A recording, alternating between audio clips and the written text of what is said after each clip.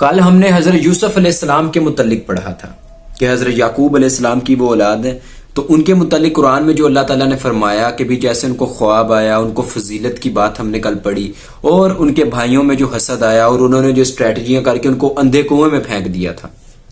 آج کی ویڈیو میں ہم دیکھیں گے جب اندھے کنویں میں پھینک دیا تو اس کے بعد ان کے ساتھ کیا ہوا۔ تو چلتے ہیں سیدھا ویڈیو کی طرف۔ السلام علیکم، تو کیا حال ہے آپ کا دوستو؟ کیا اسلام سچا مذہب ہے؟ آئیے جانتے ہیں۔ تم میں سے بہتر وہ ہے جو قرآن سیکھے اور دوسروں کو سکھائے۔ تو چلے آئیے آج ذرا قرآن ہی سیکھ لیتے ہیں۔ تو آپ سب دیکھ رہے ہیں میرا یوٹیوب چینل۔ حضرت یوسف علیہ السلام کا جو قصہ ہے اس کو ہم لوگ پارٹس میں کر رہے ہیں، کیونکہ ہر قصے میں جو چھوٹی چھوٹی لائنز ہیں ان میں بھی ایک مورل ہے، ان کے پیچھے ایک سبق ہے، تو ہم وہ ڈیسائیڈ کریں کہ وہ سبق ہے کیا۔ اس کے آگے جب ان کو کنویں میں پھینک دیا گیا تھا تو آگے اللہ تعالیٰ نے کہا ہے کہ ہم نے ان پر وحی کی۔ اب وحی آ گئی ہے حضرت یوسف علیہ السلام پر۔ کیا وحی آئی ہے؟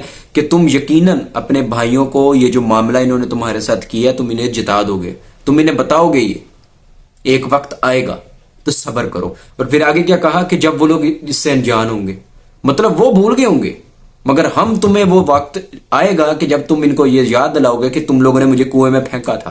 اس کے بعد کیا ہوا؟ جب وہی تو آ گئی، اب بھائیوں نے کنویں میں تو پھینک دی ہے، اب بہانا چلنا ہے۔ باپ کے پاس واپس آئے، آ کر کیا کہا کہ ابا جان ہم دوڑ کے لیے نکلے تھے، ریس کے لیے، آپس میں ایک دوسرے سے ریس کر رہے تھے اور ہم لوگ یوسف سے کافی آگے چلے گئے، یوسف کو پیچھے سے بھیڑیا کھا گیا۔ یہ بہانہ مرا ہے۔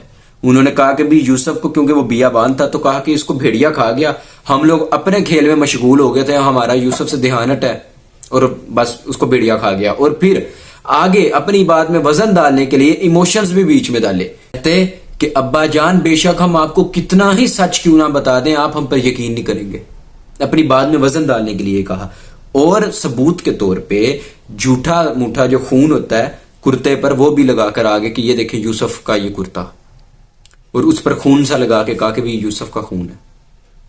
جب یہ بات ہو گئی اور دیکھیں اب بہانہ چلا گیا، اب واپس آ کے بہانہ بھی مار دیا گیا، کیا کہ اس کو بھیڑیا کھا گیا، ہم دوڑ کی طرف تھے۔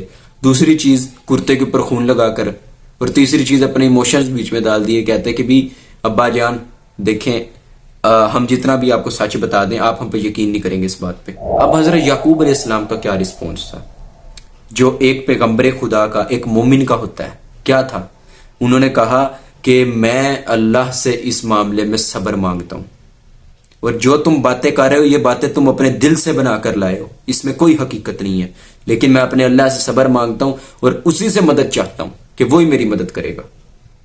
سیدھا اللہ پہ سارا کچھ رکھ دیا کہ یا اللہ میرے تیرے سے توکل ہے، یہ جو باتیں کر رہے ہیں مجھے پتا ہے کہ بھی یہ وہ باتیں نہیں ہیں جو ہوئی ہیں، اصل میں یہ خود سے کوئی بات معاملہ بنا لائے ہیں۔ کیا ہوا؟ کنویں میں ڈال دیا گیا، ایک قافلہ گزرا وہاں سے، اس قافلے کے جو ایک بندہ ہے، ایک شخص، اس نے پانی کے لیے جو ان سے ایک ڈول ڈالا کنویں کے اندر اور ڈول کھینچا، اور حیران ہو گیا کہ یہاں پر تو ایک بچہ ہے، ایک لڑکا ہے۔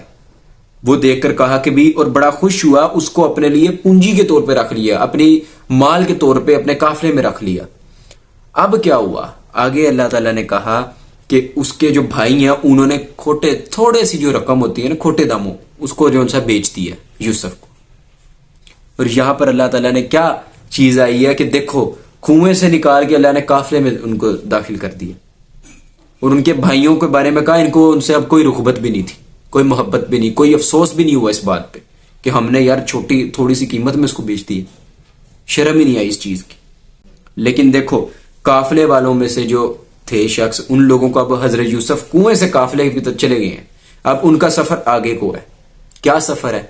کہ وہ جو قافلہ تھا وہ مصر کی طرف جا رہا تھا، اور اس قافلے نے وہاں جا کے اپنا سامان بیچنا تھا۔